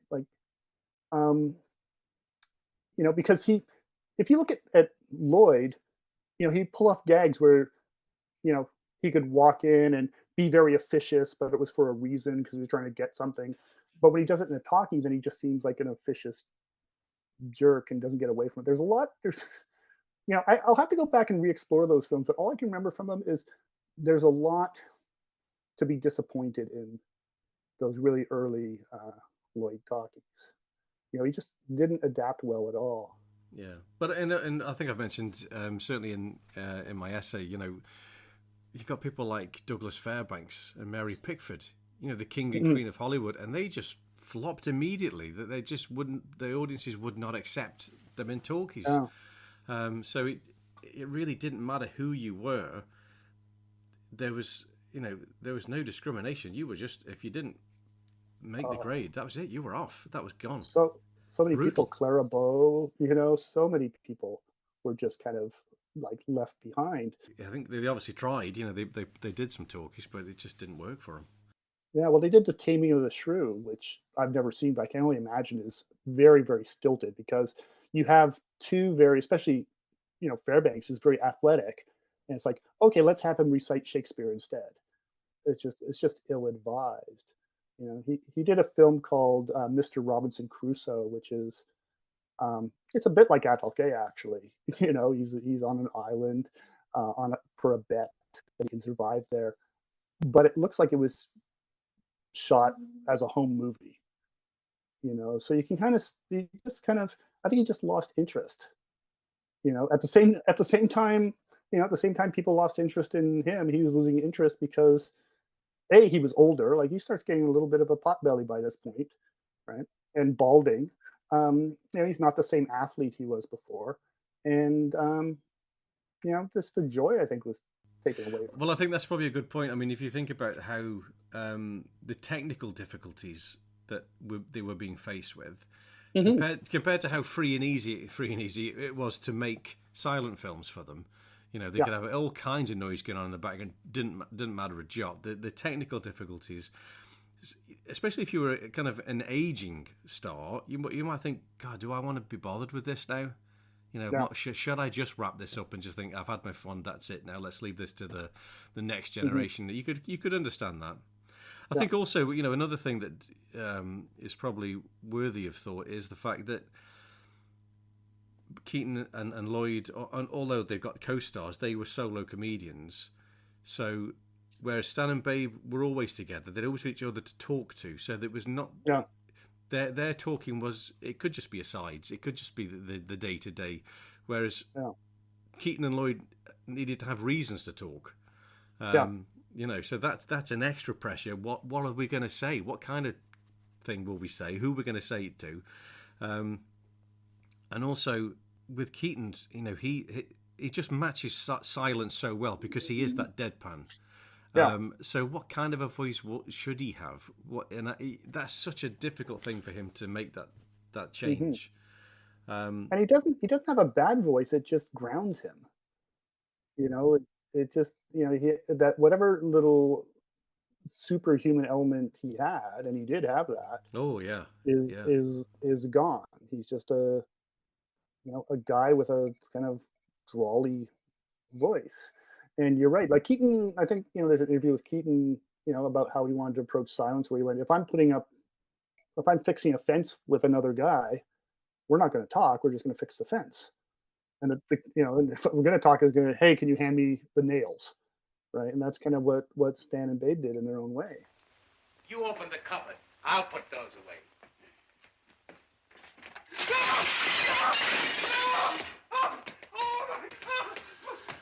You see who that is? Who's really interesting at the time is Harry Langdon, because his little window was fairly short, like 1924, 25, super peak around 26, 27, and then really fast plummet in 1928, right? And if you see, there's advocates for Three's a Crowd. I want to try to appreciate that film better. I keep wanting to. It's the one where it's he's apparently supposedly according to Frank Capra, which is a bit of a suspect source anyway, would be shouting, "I need more pathos," kind of thing, right? He's swinging. It's a swing for the fences film, right? And there's people who love it, like David Khaled on his commentary track. He makes a really good case for it, but I'm not quite there. But then he kind of, that doesn't work for him, so he goes and really retreats to a film called The Chaser, which is almost Mack Sennett stuff, right? And so he's really lost at this point. He did another film called Heart Trouble, which is lost. It'd be interesting to see if he did that. But then he goes to Roach to make talkies, right? And boy, those are interesting films, right? To anyone who's here because they're Laurel and Hardy files and haven't seen the Harry Langdon talkies, they're an experience, because his character is so very odd, and his approach to dialogue was so very odd that you love it or you hate it. Langdon's a bit of a love-or-hate guy anyway, right? But he becomes this babbling idiot, where it's like he's always going, well, and there's this long, my first exposure to these, there was a a video cassette that had a couple of Roach talking shorts, and one was Harry Langdon in The Head Guy, and he plays a guy who works at a train station, and part of the plot is his girl leaves him to join a showbiz troupe, and he's heartbroken, and he spends about 3 minutes crying over the girl and eating an apple, and it's either just the weirdest thing you ever saw, or it's true performance art. Right. You know, Okay.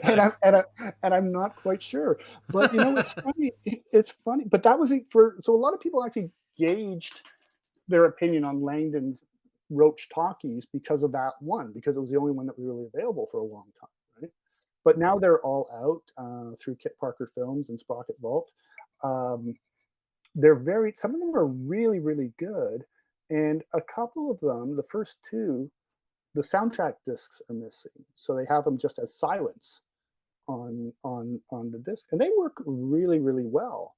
But I think if you kind of like shift your opinion of what comedy is supposed to be from that period, and somebody who's taking just a wild swing for the fences at how they might approach it, it's some very, very interesting stuff.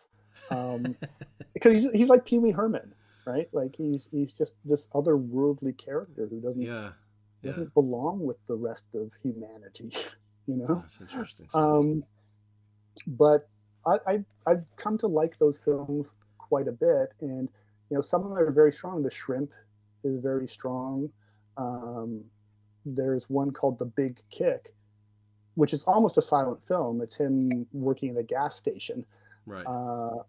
And I think it was shot almost like a silent because they're also doing the Spanish versions too. Oh, okay. Because the Spanish version of that one exists, right? So Langdon speaking Spanish is almost as interesting as hearing Stepin Fetchit speak French on that Little Rascals Blu-ray I was telling you about. Because there's an Our Gang short with Stepin Fetchit that they also filmed in French. So you have the Our Gang kids and Stepin Fetchit speaking French. And that alone is worth the price of admission. Right?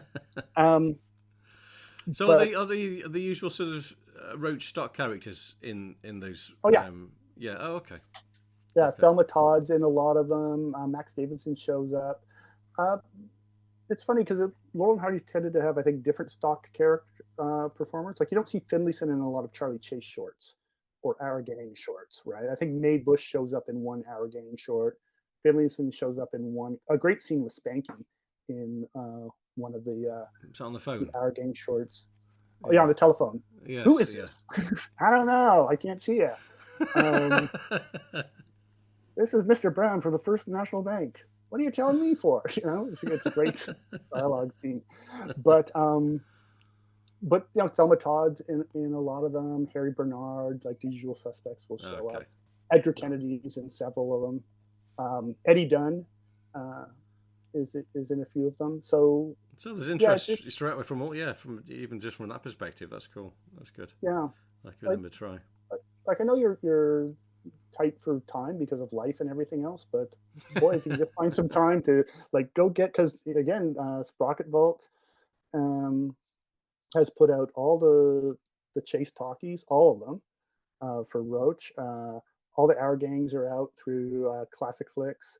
Also, the Todd Kellys are out through Classic Flicks. Kit Parker put out the Todd Pitts, and there's nothing that can compare to them from that era in terms of talkie stuff. Yeah, I was just going to mention briefly as well. I mean, I know obviously it's a different kettle of fish, but Larry Seaman. Because I know we touched on him last time we spoke about his declining career at that point. Because Larry Seaman never made any talkies, did he? And I would just be so interested to know what the hell he would have done. How, you know, what? Because I feel like he, you know, along with obviously a massive star, and you've got Keaton, who was very deadpan and very kind of silent. And what was his voice going to be like? Well, what the hell was Larry Seaman going to do? Because he was very, you know, animated, bouncing all over the place. Just can't imagine what they would have done, or how he would have tried to tie his voice with with his appearance and his mannerisms. Yeah, it's funny because there's no record that I know of his voice. Right. Because a lot of times back then, there's recordings of Valentino, right, who died, before talkies came in, but there's no recordings of Seaman. And that's actually a really interesting question because would he end up sounding like Jerry Lewis? It really is interesting to think of what Seaman might have sounded like. Yeah. Mabel Normand. Mabel Normand's another one. What would Mabel Normand have sounded like if she had kept going? Yeah, absolutely. Yeah. So because when did Seaman die? 28. He was 28. Yeah. Okay. Yeah.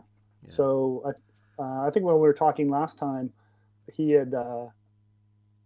shot his last film at the Roach Studios. That's right. I think around the same time as, or not too far away from Battle of the Century, like late 27, early 28. And it would have been interesting to go, have him encounter Stan and Babe on the Roach lot, just when his career was totally fizzling out at that point, and theirs was just on the rise. These two guys who had worked with him in support and now have, exceeded him and would exceed him far more than he ever was. Like though Stephen was hugely popular in the 20s, Laurel Hardy's popularity in the 30s was, far beyond that, right?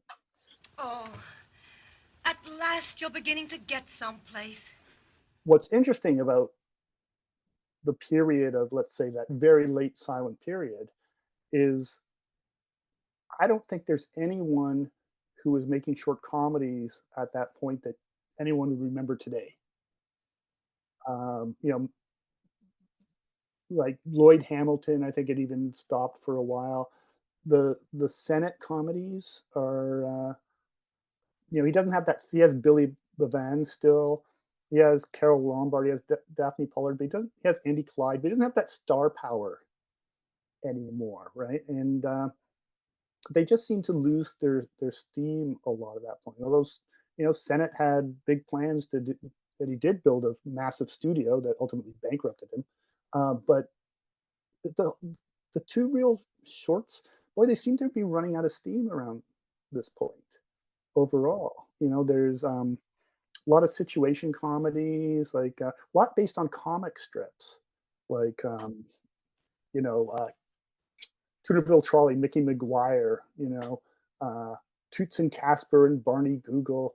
There are all these things, the Gumps, Buster Brown. It's strange. There's all these kind of things based on popular comic strips, but I don't think anything that really stands out. Charlie Bowers a few years before that was interesting. He did a lot of stop motion animation with his stuff, very interesting stuff. But nothing. It seems like a very uninspired period. So there's no surprise that any of those people didn't make it into the talkies, right? Like Andy Clyde at Senate did, but that's mostly because he changed his character. He was kind of like a jack of all trades during the silence, but he developed this old man character into the talkies, and that worked. A few people like Lloyd Hamilton did some talkies for Senate. Lupino Lane kept going, but they didn't sustain. Like nobody had any staying power after that. Snub Pollard was making, and Ben Turpin. Like Ben Turpin's another one, right? He went to work for the Weiss brothers after Senate, and he was a sight gag. Yeah. Right. So yes, that's right. Yeah. He would do little cameos, very much like the one in Our Wife, where he'd show up and just make a joke of, "Hey, it's Ben Turpin," right? And that was the joke, right? But nobody really kind of made that leap. Mickey Rooney did as Mickey McGuire. He kept doing those for a few years, and then he became Mickey Rooney. But and there's lots of good character actors like Johnny Arthur, who was in Pick a Star and a bunch of the Our Gang things.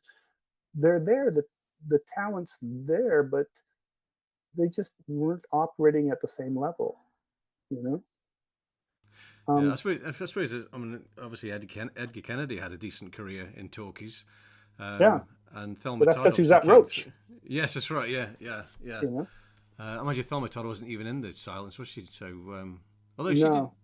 was she in some silence in some of the other studios? Yeah, she was in some silent films. I can't think of any on the top of my head, but Yeah. So she did technically transfer into talkies and had a yeah. decent career. So yeah, she's another one really. But the key to it is you know, again, it's Roach. It's funny. I was going back to Snub Pollard for a minute because he did a series again for the Weiss brothers, like Ben Turpin, who's like very, very cut rate stuff, with a fellow named Marvin Loback. And Marvin Loback is just a big, obese fellow who's generally his character name in these shorts is Fat. It's like snub, like that's how much imagination went into these films. And there's a couple where they're basically there to do Laurel Hardy. Snub has altered. It's kind of like back then a lot of like Larry Seaman kind of became a little bit more Harry Langdon-ish in his later films and his behavior, right? So Ben Turpin becomes a little bit more Stan, and Marvin Loback's like Oliver Hardy if you removed all the charisma. So he's just basically there to be a bossy guy with Snub. But it's funny, there's one called, hang on, what's the name of that film that I'm thinking of? The Big Shot, where they're reporters. So Marvin Loback's a reporter and Snub's a cameraman.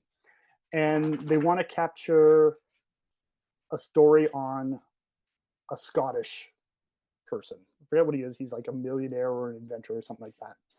So to do this, it involves Snub putting on kilts, right? And that's the whole reason for him to put on kilts, is because he has to go encounter a Scots person and hopefully be accepted. So there's gags around that, but the gag is, his skirt keeps getting billowed up, right? No matter what, right? So I think he actually does the thing from Putting Pants on Philip where he walks over a grate and the kilts go up. He's changing a tire on a car, and every time another car goes by, his kilt goes flying up. But that's all there is kind of to it, right?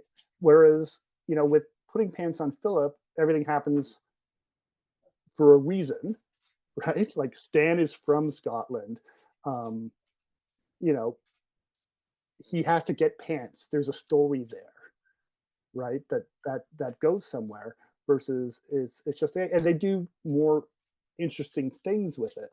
When Stan, takes the snuff and his shorts fall down.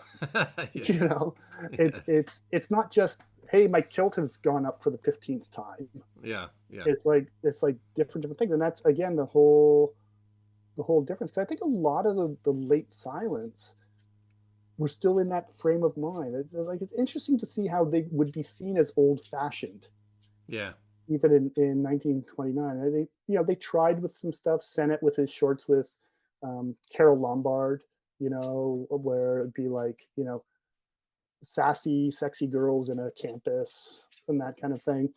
Trying to keep up with the times, but the mentality of the gags was still too dated, right? And in that direction, Laurel and Hardy really did just change everything, and you can credit Leo McCarey for that. You can credit the entire vibe at the Roach Studio with Charlie Chase and his approach to comedy. But I would just ask anyone to name anyone from who was doing silent comedy in 1928 to come up with anyone except maybe Lloyd Hamilton. Like if you're, not a huge nerd like me, but a semi nerd who's into this stuff, and go, yeah, okay, Lupino Lane and Lloyd Hamilton, but it's kind of hard to kind of go, who were those standout people, you know who was really interesting? You were talking about Ben Modell. He worked on a release of Edward Everett Horton. Oh yes. Which those are interesting because they were produced by Harold Lloyd, because he had he had the studio, he had downtime. Let's make some movie over there. And it is interesting to see somebody that you're so familiar with a very distinctive voice, right? In a silent comedy, and it works. It totally works. Um, I wonder how much of it is that you could imagine his voice, right? Because that's an interesting thing with Laurel and Hardy silence is you can imagine their voices, which people in 1928, 29 didn't have that advantage. No, that's true. That's a good right? point. Yeah, that's a good point. But they're really nicely done films. But again, because they're so personality driven, they have their slapstick moments in them, etc. But it makes a difference. So to your listeners, check that out if you can. Edward Everett Horton's silent films from Undercrank Productions, courtesy of Ben Modell. And there's a little ad for him. Yeah, I think Ben had just brought that DVD out when I spoke to him last. I seem to remember it was sitting on his piano, and he was just giving it a little plug. That was good. Okay. But yeah, just going back to the quality of the Roach product, and it's certainly just looking at all the trade papers from around that period, and yes, I think it's the longevity of the Roach two-reelers went beyond any of the other studios, and I think it's it's a testament to how determined Roach always was to promote that product and also maintain the quality of the product. That was always a huge thing for the Roach studios, the quality of those, and they kept banging on about the quality has to be the same as if it was a feature film, and if you don't put that kind of quality into it, it's just going to die on its arse. And even to the point where I was reading just the other day how Roach was really determined he was going to open theatres that were just for shorts, that they weren't going to have features in. They were just going to run shorts all day long, and that was going to be their kind of big home of. And I think he may have even signed a lease for a building at one point. It was really pushing forward for this, well into the talkie period. Again, it's just a testament to his vision and his determination that his product was going to be absolute quality, and it was going to be on par with features from any studio, and that's why they stand the test of time today. Well, they don't look cheap. No, even the ones where they're just in a boarding house, they don't feel cheap. No, but when you look at like a Lloyd Hamilton short from 1931, it looks cheap. You even look at the Senate stuff like the Bing Crosby's. There's something that's just a little, and it might, in fairness, it might just because only bad quality prints exist. But I watched bad quality prints of Laurel and Hardy, when I first saw them, and I was fine with them. But they just seem creaky. So it's really a testament to Roach was that they were able to make that transition so smoothly because they almost had that mentality because everything was so reality based. In their heads in terms of their characters. Like there's nothing in a Charlie Chase film that is impossible, right? Yeah. That's what Keaton went on, about impossible gags too.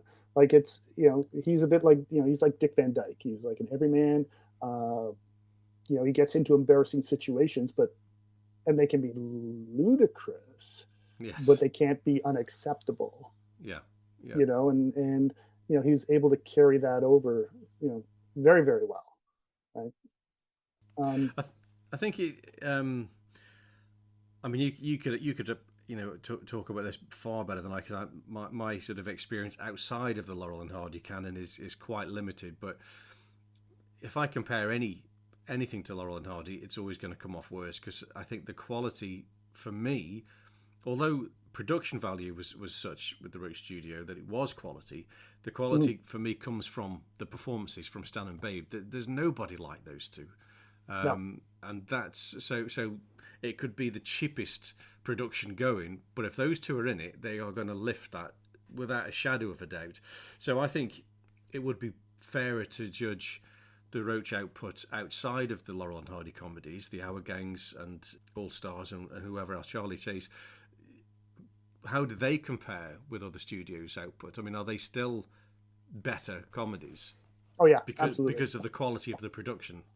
It's two things: quality of production, and in all of them are most of the series, the Our Gangs, most of all in the early talkies, are clumsy, right? Like they took, I think it feels like they all took about a season, like 8 shorts before they got their wheels happening with most of them. But that must have been a nightmare for McGowan to get those kids talking, and acting. Oh my God, can you imagine? I mean, having kids myself, you know what it's like trying to get them to do something. Oh man, you've got to take your hat off to Bob McGowan for doing that. Well, you can still see the style change because everything is like, all the dialogue is like single shots. Choppy, yeah, I can imagine that. It's very choppy, but I think again that was a reason to bring in Edgar Kennedy, to kind of take some of it on. I mean, it's remarkable, like I said earlier, that they shot these films with them speaking French and Spanish. You can see Weezer speak Spanish, right? Yeah, they bring in a couple ringers to do the heavy lifting, like they would bring in a little French girl who you've never seen anywhere else, and carry a lot of the dialogue. But Jackie Cooper and Marianne Jackson, they're all doing their bit. And I think the thing is with the Roach films, fundamentally, is that they're charming. Yes, yeah. And I'll go even to the Todd Pitts ones as well. Harry Langdon one, I wouldn't say they're charming. They're interesting, absolutely. But it's hard to describe. It's always hard to describe a film nobody's ever seen. But there's a Todd Pitts one where they're dance hall girls, and a certain number of things happen, and it turns out that Thelma gets a black eye at the end. Right. There's some kind of fight, and then she realizes that the bruise on her face has the imprint of Zazu Pitt's ring. Right. Yeah. And just Zazu's reaction, and then Thelma just laughs and they hug each other. Right. And it doesn't feel forced at all. It feels like these are two, because Thelma Todd is remarkable, right? But it feels like they're just two friends doing this. And the Our Gang kids are natural as can be. Once they find their groove, Chase is just naturally charismatic, and you put him in a room with Thelma Todd in something like The Pit from Pittsburgh, and those are fireworks. Yeah, right? Like a lot of the Chase and Thelma Todd, he wanted to do a series with her apparently, and Roach went, "No, I'll do this with Zazu Pitts instead." But their films together are spectacular. If you haven't seen those, no, I haven't seen them. No, but across the board, universal is that they're charming films that couldn't have come from anywhere else. You can't imagine Sennett doing a charming film. Yeah. Some of the Andy Clyde stuff, there's an Andy Clyde short called Dora's Dunkin' Donuts that has Shirley Temple in it, right? A very young Shirley Temple in it. And it's a charming film. He's a nice, likable character. It would have been interesting to see what Andy Clyde could have done. Yeah. At Roach, instead of he went to Columbia, which was Three Stooges land. But it just seems everybody was elevated at Roach. And I do think, back to Edgar Kennedy, that he couldn't have had his Everyman series or the Average Man series that lasted him from 32 till 48 till he died, without having had that training at Roach for those couple years he was there. Right? Yeah. Interesting side note, Scott McGillivray, who wrote the 44 book, found a memo where when Edgar Kennedy died, they were talking about having Hardy step in to take over the series. Yeah. Oh, wow. That's interesting. Yeah. It was Hal Yates, who was one of the directors, and he worked on, I think he directed Hats Off. But there's a memo where it's like, is Oliver Hardy available? Are they retired? What's happening with them? Wow, that's interesting. Right? But that could have been interesting. Yeah, definitely. It's like the Hardy Family series. Yeah, I was just going to say that. Yeah, I always wish they had done one. Yeah, it would have been nice if they did, just because the script is great.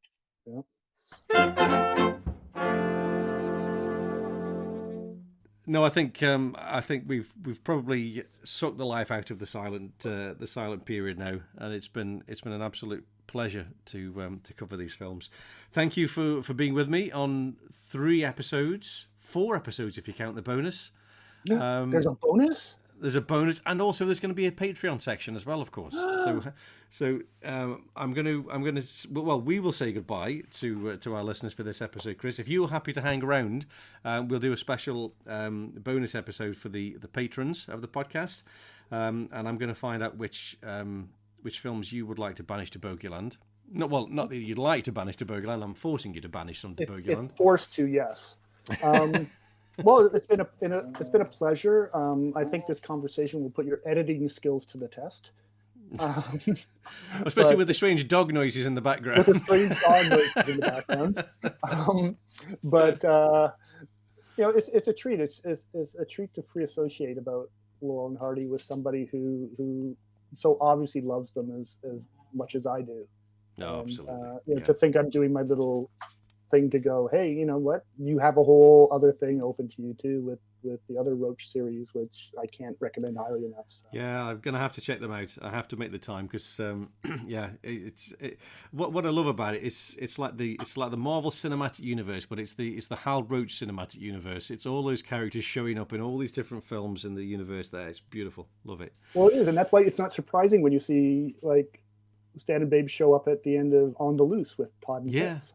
Yeah, right? of course they're there, right? Yeah. Of course they're hitchhiking in a Charlie Chase film. Why wouldn't they be? Right? That's right, exactly. Of course Kennedy the Cop is with Laurel Hardy one day and with Farina the next day. You know, it's just they're all in the same place. That's it. And it's the locations as well, of course, and it's the locations, it's the music, it's the music. The house style, the Hal Roach house style. It's just wonderful. Chris, thank you so much. It's been an absolute blast. And hopefully we'll see you on the flip side. We'll see you in the talkies, and all the best to you. All right. Thank you, Patrick. And thanks again.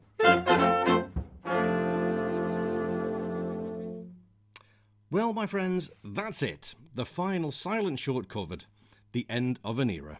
And indeed, the end of season 1 of the Laurel and Hardy podcast. 34 films covered from The Lucky Dog to Angora Love. A quick reminder for the signed-up patrons of the podcast, your bonus podcast will be available within the next few days, so do look out for that. And remember, if you're not a patron yet and you'd like to be and gain access to more exclusive podcasts and more besides, then visit www.patreon.com/Laurel and Hardy podcast, or click on the link in the podcast show notes and it'll take you straight there. And talking of bonus podcasts, as you've all had to wait a little longer than normal for this episode, there is another bonus episode on the very near horizon where I'll be welcoming Chris Seguin back and we'll be taking one last retrospective look at the boys' entire silent period and waving a fond farewell before our focus turns to season 2 and the talkies. And one more thing on the horizon that I should mention is issue 4 of the Laurel and Hardy magazine. In this issue, we're focusing on big business, and you won't believe the amount of top-drawer contributors involved in this issue. The magazine should be going to print this week, so subscribers, you should easily receive your copies well before Christmas. If you're not a subscriber yet, you can sign up on our website, which is www.laurelandhardyfilms.com. So that is it for today. A huge thank you to our guest, Chris Seguin. Also, I'd like to say a very big thank you to members of our Blogheads Facebook group for your contributions to this episode of Angora Love, specifically Mike Fitzpatrick, Lorenzo DeLuca, and Gary Dent. Thank you, guys. And thank you, as always, to the Bohunks Orchestra for the fabulous music. And thank you to you for joining me, not only today, but throughout this entire first season of podcasts. It's been such an enjoyable and informative journey, especially for me, and I really hope that you'll continue to travel alongside me as we switch lanes and tackle the talkies.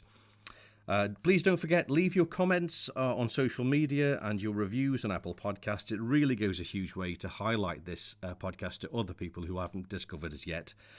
So until next time, it's goodbye from him. Goodbye. Goodbye from him. Goodbye. And a very goodbye from me. Goodbye.